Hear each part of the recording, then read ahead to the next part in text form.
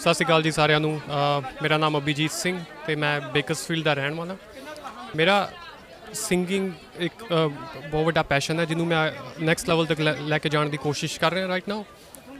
ਤੇ ਮੈਂ ਪਾਰਟੀਜ਼ 'ਤੇ ਉੱਦਾਂ ਜਾਂ ਵਿਆਹਾਂ 'ਤੇ ਜਾਂ ਕੋਈ ਫੰਕਸ਼ਨ ਵਗੈਰਾ ਹੋਵੇ ਤਾਂ ਮੈਂ ਉੱਥੇ ਜਾ ਕੇ ਸਿੰਗਿੰਗ ਵੀ ਕਰਦਾ ਸਮਟਾਈਮਸ।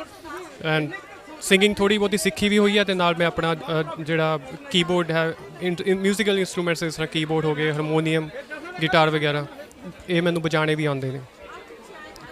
ਸੋ ਅਤੇ ਮੇਰਾ ਗੋਲ ਇਹ ਹੈ ਕਿ ਮੈਂ ਆਉਣ ਵਾਲੇ ਟਾਈਮ 'ਚ ਆਪਣੇ ਗਾਣੇ ਆਪ ਲਿਖਾਂ ਅਤੇ ਉਸ ਤੋਂ ਬਾਅਦ ਮੈਂ ਉਹਨਾਂ ਗਾਣਿਆਂ ਨੂੰ ਗਾਵਾਂ ਜਿਹੜੇ ਮੈਂ ਆਪ ਲਿਖਾਂ। ਅਤੇ ਵੱਧ ਤੋਂ ਵੱਧ ਮੇਰੀ ਸਪੋਰਟ ਕਰੋ। ਜੇ ਤੁਸੀਂ ਮੇਰੀ ਆਵਾਜ਼ ਨੂੰ ਲਾਈਕ ਕਰਦੇ ਹੋ, ਮੈਂ ਤੁਹਾਨੂੰ ਇੱਕ ਛੋਟਾ ਜਿਹਾ ਨਮੂਨਾ ਆਪਣਾ ਸ਼ੁਕਰਦਾਤਿਆ ਬਾਏ ਪ੍ਰਭ ਗਿੱਲ ਮੈਂ ਥੋੜ੍ਹਾ ਜਿਹਾ ਤੁਹਾਡੇ ਪੇਸ਼ ਕਰਨ ਲੱਗਾ।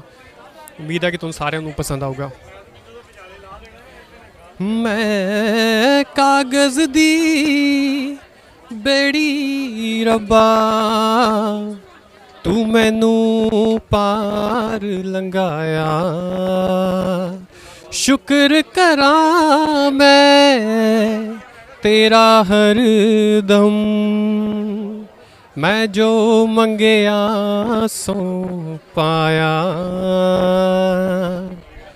ਸ਼ੁਕਰ ਦਾਤਿਆ ਤੇਰਾ, ਸ਼ੁਕਰ ਦਾਤਿਆ, ਸ਼ੁਕਰ ਦਾਤਿਆ ਤੇਰਾ, ਸ਼ੁਕਰ ਦਾਤਿਆ।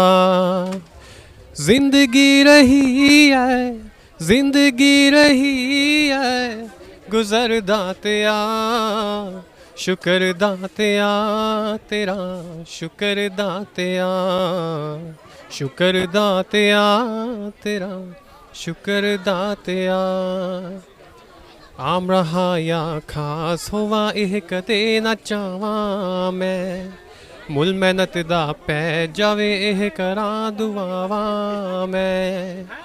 ਬਸ ਇਹ ਨਾ ਬਖਸ਼ ਦੇ, ਬਸ ਇਹ ਨਾ ਬਖਸ਼ ਦੇ ਹੁਨਰ ਦਾਤਿਆ।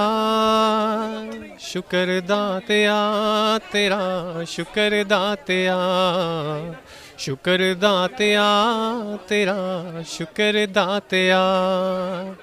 ਜ਼ਿੰਦਗੀ ਰਹੀ ਹੈ ਗੁਜ਼ਰ ਦਾਤਿਆ।